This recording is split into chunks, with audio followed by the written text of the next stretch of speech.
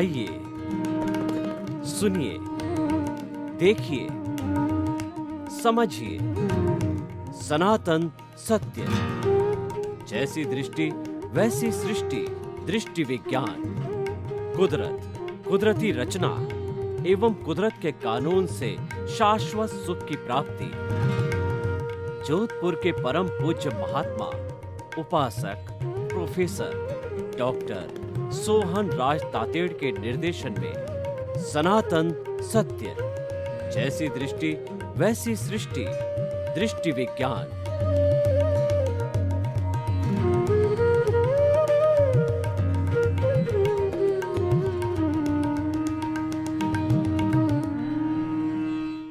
सबसे बड़ी बात जीवन में होती है जीवन जीने की कला, art of living, science of living, way of living और जीवन जीने की पद्धति। हमारी भारतीय संस्कृति में जीवन जीने की पद्धति को बहुत सुंदर ढंग से डिजाइन किया है और वो प्राचीन काल से चली आ रही है। उन्होंने जीवन पद्धति को पुरुषार्थ चतुष्टय कहा है। पुरुषार्थ चतुष्टय में अर्थ, काम, धर्म और मोक्ष आते हैं। हमारा जो गृहस्थ जीवन है वो अर्थ और काम से नियंत्रित होता है और हमारा लक्ष्य है, भारतीय संस्कृति में मानव जीवन का लक्ष्य है मुक्ति, संपूर्ण स्वतंत्रता को प्राप्त करना, सिद्ध बुद्ध मुक्त बनना, संपूर्ण दुखों से छुटकारा प्राप्त करना, आवागमन को समाप्त करना, ब्लिस को प्राप्त करना, अखंड आनंद को प्राप्त करना। ये लक्ष्य है जिसको कि मोक्ष की परिभाषा दी गई है। तो उसको प्राप्त करने के लिए जो हमारी जीवन जीने की कला है उसको, उसके अंदर धर्म को विशेष स्थान दिया गया है। धर्म ऐसा एक ब्रिज है, हमारा गृहस्थ जीवन और मुक्ति के बीच में ब्रिज है, वो धर्म है।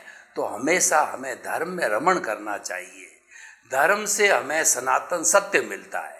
सनातन सत्य का अर्थ हो गया यूनिवर्सल ट्रुथ, सार्वभौम सत्य, और जो कि कुदरत, कुदरती रचना, कुदरत के कानून पर आधारित है। हम आपको यूनिवर्सल ट्रुथ देने के लिए प्रतिदिन नए नए एपिसोड्स, नया नया चिंतन, विचारधारा, भावधारा आपके सामने प्रस्तुत करते हैं। तो आज का बहुत सुंदर विषय हम आपके सामने प्रस्तुत कर रहे हैं कि कल किसने देखा है। भाई और बहनों, मैं आपसे प्रश्न करता हूं कि क्या आपने कल देखा है? तो आप जवाब दोगे कि नहीं देखा, क्योंकि हम जिसको आज कहते हैं और कहते हैं कि हम ये कार्य कल करेंगे, जब कल आएगा तो वो आज बन जाएगा। Yesterday has gone away, tomorrow never exists. The moment of the present is with us to do something. अगर आप कुछ करना चाहते हो तो आप प्रेजेंट में रहिए।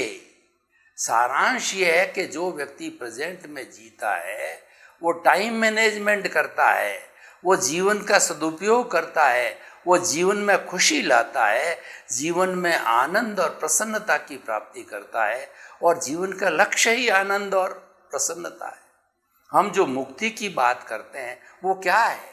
वो 100% स्वतंत्रता है, 100% प्रसन्नता है, 100% आनंद है कि उसके अंदर दुख नाम की चीज़, उसमें अप्रसन्नता नाम की चीज़, उसमें शोक नाम की चीज़ है ही नहीं है। इसीलिए हम वो चाहते हैं। और जब हम 84 लाख जीवा योनि के अंदर आवागमन करते हैं, बार बार जन्म लेते हैं, माँ के पेट के अंदर 9 महीने उल्टे लटकते हैं, खट्टी डकारें, गंदा खून, इतनी गर्मी, इतनी गंदगी में रहते हैं, तब हम प्रभु से प्रार्थना करते हैं, प्रभु मुझे इस माया जाल से जल्दी बाहर निकाल। मैं जो है बाहर निकाल करके तेरी भक्ति करूँगा, तुझे याद करूँगा, तुझे मुक्त कराऊँगा।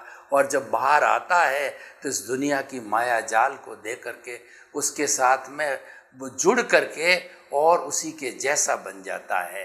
तो समय का नियोजन होना चाहिए, हमेशा प्रेजेंट में रहना चाहिए। इसको भावक क्रिया भी कहा जाता है। जो साधक, जो व्यक्ति भावक क्रिया करता है वह मुक्ति की नींव लगाता है। भावक क्रिया का अर्थ होता है कि जब आप चल रहे हो तो आपका सारा ध्यान चलने में रहना चाहिए, उसको गमन योग हो जाता है। आप 5-10 फुट की दूरी दे करके सीधे सीधे चलते रहो, नीचे देख के चलो, जो लेफ्ट राइट या ऊपर नहीं देखना है, सामने देख करके चलो तो बहुत बड़ा लाभ हो सकता है। कोई खोई हुई वस्तु भी मिल जाती है और किसी जीव की अनावश्यक हिंसा भी नहीं होती है। इसको इरिया समिति भी कहा जाता है और इसको गमन योग भी कहते हैं। और ये जो है वर्तमान में जीना कहलाता है। जैसे कि मैं आपको प्रवचन दे रहा हूँ, एक एक शब्द मेरे दिमाग में पहले नियोजित कर रहा हूँ, पहले तोलता हूँ, फिर बोलता हूँ। तो इस तरीके से ये सारा मेरा प्रेजेंट के अंदर रहता हूँ 30 मिनट तक और आपको एक एपिसोड में सर्व करता हूँ। अगर मेरा ध्यान इधर उधर चला जाएगा तो मेरे शब्दों का विन्यास बिगड़ जाएगा। और ये जो सारा जो कंसिस्टेंसी होता है वो तेल की, घी की धार की तरह होती है। आप किसी शीशी के अंदर तेल को डालते हो और वो धार थोड़ी सी इधर उधर लेफ्ट राइट हुई नहीं है और वो शीशी से बाहर गिर जाती है। तो ये हमारा सारा जो ध्यान है वह भी तेल की धार की तरह होना चाहिए, यानी वो वर्तमान में जीना चाहिए। भूत की जो है भूत की स्मृति और भविष्य की कल्पना के अंदर नहीं जाना चाहिए। तो कल किसने देखा है? सही बात है, किसी ने नहीं देखा है तो आज ही कर डालो। उसके लिए कहा गया है कि जो है वो इसमें लोगों की 2 तरह की मानसिकता होती है। एक व्यक्ति तो ये कहते हैं कि काल करे सो आज कर और आज करे सो अब, पल में प्रलय होएगी और बहुरी करेगा कब। और जो लोग आलसी होते हैं वो लोग इसको तोड़ मरोड़ करके कहते हैं कि आज करे सो काल कर और काल करे सो परसों, पल में अब इतनी जल्दी क्या पड़ी, अभी जीना है बरसों, इतना जल्दी क्यों कर रहा, अभी तो बरसों जीना है। अरे भाई, क्या किसी को पता है कि अगली सांस आए या न आए? हम पिछले जन्म के अंदर आयुष्य कर्म को निर्धारित करके आते हैं, रिटर्न टिकट साथ में लेकर के आते हैं। और ये शरीर जब तक नहीं छूटेगा, जब तक कि हम अगले जन्म का आयुष्य निर्धारित नहीं कर देते, यानी कि शरीर को स्थान तभी मिलता है, हमको गाड़ी में जगह तभी मिलेगी जबकि हमारी रिटर्न टिकट साथ के अंदर होगी। तो हमें अगले जन्म का आयुष्य बंद इसी जन्म के अंदर करना होता है, किया जाता है और करते हैं, तभी ये शरीर छूटता है। तो इस तरीके से कल किसने देखा है, ये एपिसोड एक जीवन निर्माण का एपिसोड है, ये एक सच्ची जिंदगी जीने का एपिसोड है। ये जो है जीवन जीने की कला है कि सुबश्य शीघ्रम, जो अच्छा कार्य उसको तुरंत कर डालो। और जो कर्मठ व्यक्ति होते हैं, जो व्यक्ति अपने संकल्प के धनी होते हैं, वो कभी मुहूर्त नहीं देखते हैं। वो तो जो ही शुभ विचार आया हाथों हाथ उसको बुना देते हैं, हाथों हाथ उसको क्रियान्विति में लगा देते हैं। क्योंकि ये जो ज्योतिष देखते हैं, अच्छा समय देखते हैं, ये नहीं अभी नहीं, कल करेंगे, परसों करेंगे, सोमवार करेंगे, मंगलवार करेंगे, आज तो सोमवती अमावस्या है, आज तो टूटती तिथि है, यूं करके ये सब चीज़ें तो क्या बहाने हैं। ये लोग तो आलसी चीज़ों की मानता, और पता नहीं वो सोमवती अमावस्या आएगी या नहीं आएगी। श्वास जो है वो आपका अंतिम श्वास किस वक्त में आ जावे और आप जो है वह अंतिम श्वास के शिकार हो जाओ, उसके पहले पहले कर डालो। इसीलिए हमको ये एक जीवन का लक्ष्य मिला कि कल किसने देखा है, कि किसी ने नहीं देखा है। इसका मतलब है टाइम मैनेजमेंट करो। आप सोने से उठने के बीच के अंदर या उठने से सोने के बीच में जितना आपका 10-12 घंटे की वर्किंग है, उसकी लिस्ट पूरे दिन के अंदर ही बना दो कि असाइनमेंट ऑफ द प्रायोरिटीज़, कि मेरा कार्य जो है सबसे फर्स्ट प्रायोरिटी का ये कार्य है और उसी दिन किया जाना है, उसको फर्स्ट प्रायोरिटी पे लो। और हो सकता है कुछ काम ऐसे हो हम दूसरे दिन कर सकते हैं, सप्ताह भर बाद कर सकते हैं, या उसमें समय लगने वाला होता है तो हम उसको सेकंड थर्ड प्रायोरिटी में रख सकते हैं। उदाहरण के तौर पर आप देखिए कि आपका जो बैंक के अंदर चेक लगा हुआ है और वो 10 बजते ही जो है चेक आपका अकाउंट के अंदर आ जाएगा। और आपका बैलेंस नहीं है तो आपको फर्स्ट प्रायोरिटी के अंदर बैलेंस कैसे बनाना, बैंक जाके पैसे जमा कराना, एनी हाउ उसको बैंक बैलेंस बनाना, ये फर्स्ट हमारा एम हो गया। और वो अगर बैलेंस नहीं बनता है और डिसऑनर होता है चेक, तो हमारी रेपुटेशन खराब होती है। और इस तरह से कई बार रेपुटेशन खराब हो जाती है तो व्यक्ति बदनाम हो जाता है। कहा गया है कि बद अच्छा बदनाम बुरा, यानी व्यक्ति शक्ल सूरत से तो काला है, सांवला है, कैसा भी हो सकता है, लेकिन वो बदनाम नहीं होना चाहिए। बदनाम हमको कराता है वो हमारा टाइम मिसमैनेजमेंट कराता है कि हम कई बार क्या होते हैं कि लोभ के वशीभूत होकर के अपना जो भी कार्य होता है, कोई अगर प्रोसेस हाउस चलाता है तो कपड़े का कार्य है, और पुस्तकें छापने का कार्य है, कंबल बनाने का कार्य है, अपने अपने तरीके के अलग अलग कार्य हम ऑर्डर है उन चीज़ों के बहुत ज़्यादा ले लेते हैं। हमारी जितनी कैपेसिटी है उससे कई गुना, 2 गुना, 5 गुना, 10 गुना ऑर्डर ले लेते हैं। तो ऑर्डर लेने के कारण जिन लोगों को समय पे सप्लाई होता है, हमारा डिज़ायर्ड डेट होती है, उस पर सप्लाई करना होता है, तो वो हमको परसुएंस करना, हमको फ़ोन करना प्रारंभ कर देते हैं, क्योंकि उसकी आवश्यकता है और हमारा कमिटमेंट हम पूरा नहीं कर पाते, सभी को मना करते जाते हैं। तो धीरे धीरे हमारी रेपुटेशन डाउन हो जाती है, हमारा धंधा बंद हो जाता है, हमारी फैक्ट्री बंद हो जाती है। तो ये टाइम का मिसमैनेजमेंट है। व्यक्ति को जो है अपने बूते से, अपनी कैपेसिटी से अतिरिक्त जो है कार्य सोचना या हाथ में लेना, यह भी गलत चीज़ें नहीं किया जाना चाहिए। क्योंकि इस संसार में व्यक्ति को 24 घंटे तो हर एक को व्यक्ति को मिले हैं, किसी को भी 25 घंटे नहीं मिले हैं। उन 24 घंटों में से आप जो है अधिक से अधिक 12 घंटे काम कर सकते हो, रेगुलर करो तो आप। तो 12 घंटे में व्यक्ति अपने अपने लाइन का कितना काम कर सकता है, और वो 24 घंटे का काम अगर ले लेता है एक दिन के अंदर, तो वो व्यक्ति कैसे पार पड़ सकता है, कभी नहीं पड़ सकता है। और वह उसकी चिंता का, एंग्जाइटी का, दुख का कारण बन जाता है। और ये ओवरलोडिंग होने से सब तरह की समस्या हमारे सामने खड़ी हो जाती है। तो इसीलिए हमें जो है हर वक्त चिंतन करना चाहिए कि मुझे जो कुछ भी करना है लिमिट्स में रह कर के, मेरी जो मर्यादाएं, मेरी जो कैपेसिटी है, जितना मैं कर सकता हूँ, मेरे पास जितने साधन हैं, अपने साधनों को रखना बहुत ज़रूरी है। हमने मैथमेटिक्स के अंदर एक जो है प्रॉब्लम का सलूशन किया है, हमने जो है वो समीकरण का सलूशन किया कि एक आदमी प्रतिदिन इतना काम करता है, और उसकी जगह 10 व्यक्ति अगर कर दिया जाए तो काम वो आधा दिन के अंदर हो जाएगा, या 5 दिन का काम है वो 2 दिन में हो जाएगा। तो ऐसे तो होना संभव है, वो साधन कहलाते हैं। हमको अपने साधन को बढ़ाना पड़ेगा, साधनों को जुटाना पड़ेगा, और साधनों को जो है जुटाने में, बढ़ाने में, उन पर नियंत्रण रखने के अंदर आपकी देखभाल, आपका समय, आपका कंट्रोल, आपका नियंत्रण और आपका सुपरविजन होना बहुत ज़रूरी है। तो आज का टॉपिक है हमें अच्छा जीवन बनाने के लिए कहता है। और दूसरा जीवन भी है, 2 भागों में इंसान को बांट के रखना चाहिए। हमेशा जो है कुछ लोग क्या होते हैं कि सारा समय है अपने बाह्य जगत को ही समर्पित कर देते हैं। सोने से उठने के समय तक जो है, या उठने से सोने के समय तक सारा कार्य है इंद्रिय सुख में लगा देता है। मेरा धन, मेरा परिवार, मेरी धन, मेरी दौलत, मेरी सत्ता, संपत्ति, संबंध, साधन, उसी के अंदर लगा रहता है, और वह भीतरी जगत का स्पर्श नहीं करता। मैं ये कहना चाहता हूँ कि टाइम मैनेजमेंट ऐसा करो कि आप समन्वय करो। संतुलन प्रकृति का नियम है। एक मैथमेटिक्स के अंदर थ्योरम आती है CG, centre of the gravity.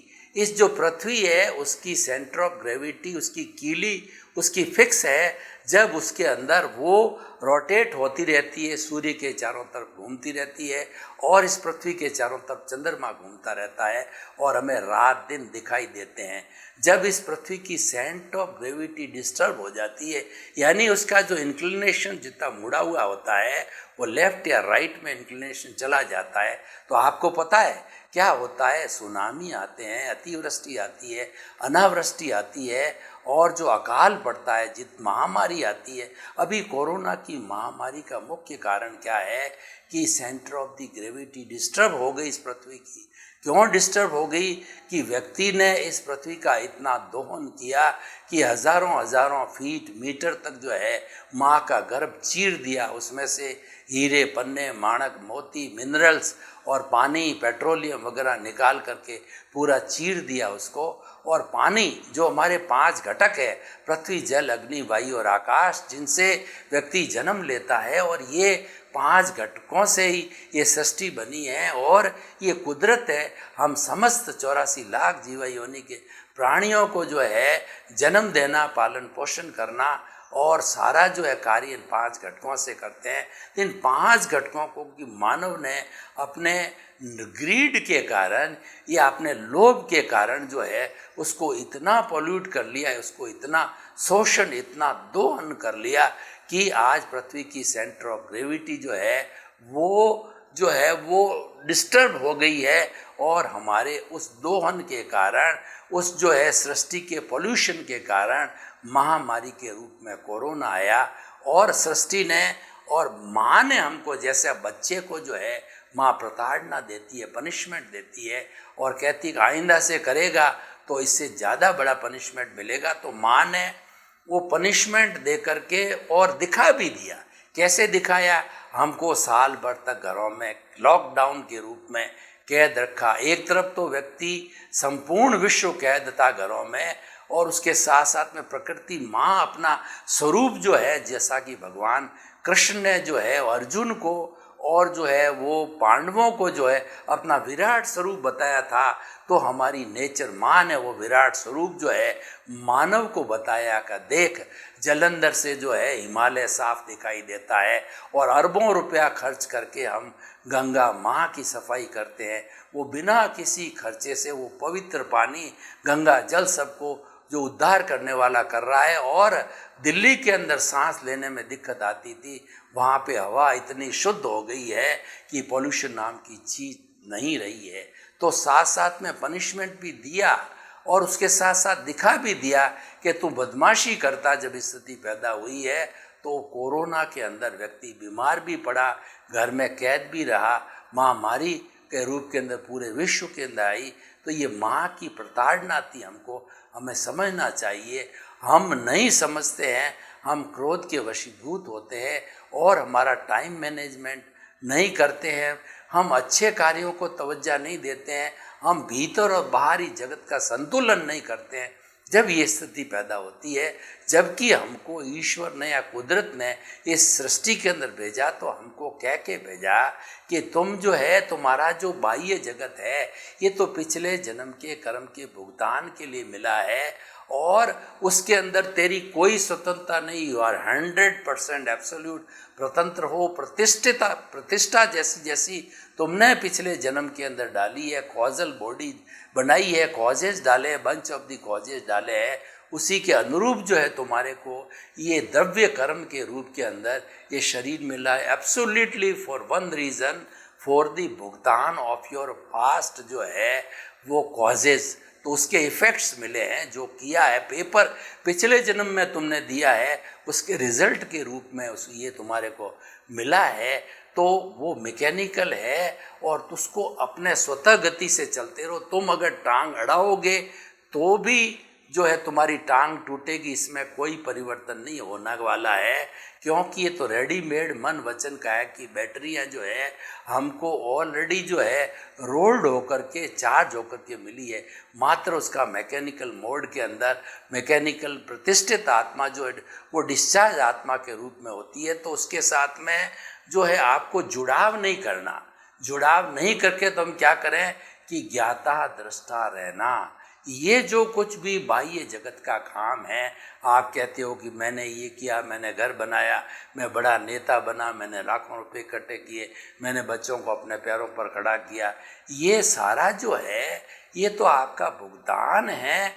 और ये आप अगर उसके कर्ता बनते हो तो हियर लाइज द पॉइंट। जो ही आप अपने कार्य के कर्ता बने, त्यों ही कॉज पड़ गया, सिंगल कॉज कहलाता है, और वो बंच ऑफ दी कॉजेज पड़ जाते हैं तो वो कॉजल बॉडी बन जाती है, और उस कॉजल बॉडी के अनुरूप जो है आपको अगले जन्म के अंदर प्रारब्ध और उदय मिलता है।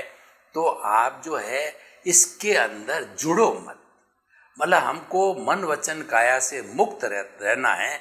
तो हमारा जो सनातन सत्य है वो कुदरत इतना कुदरत के कानून पर है। उसमें दो मुख्य बातें हैं कि मन वचन काया से जुड़ी हुई हर अवस्था मात्र कुदरती रचना है, जो व्यवस्थित है और वो टेम्परेरी है, वो संजोग के अधीन है।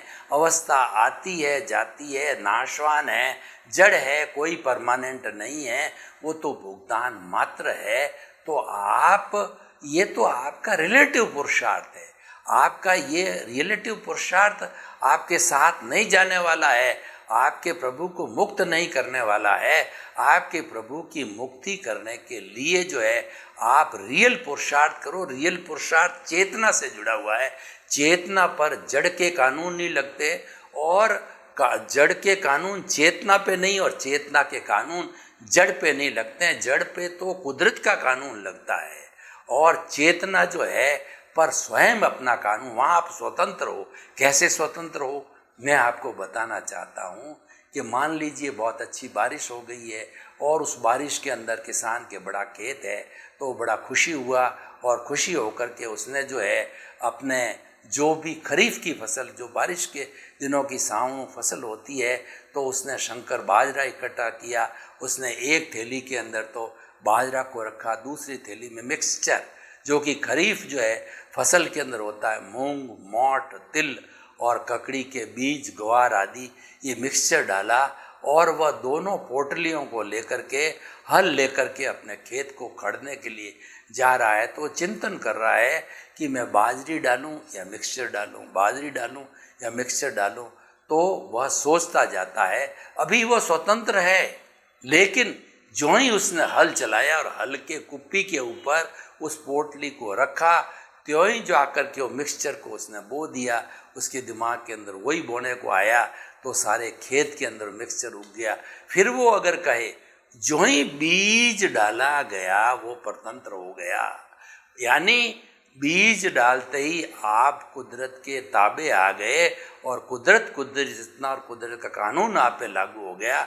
और आपने जब तक बीज अपने हाथ में रखा है तब आप जो है चेतना के ताबे और स्वतंत्र हो। तो मैं कहना चाहता हूँ कि स्वतंत्रता चेतना का लक्षण है, और वह उसमें करना कुछ नहीं होता है। चेतना को स्वतंत्र, फुल रूप से स्वतंत्र करना ही जीवन का लक्ष्य है। हमारे जीवन का अल्टीमेट रियलिटी जो सनातन सत्य है वो मुक्ति की अवस्था है। मुक्ति की अवस्था हम क्यों चाहते हैं? को ब्लिस है।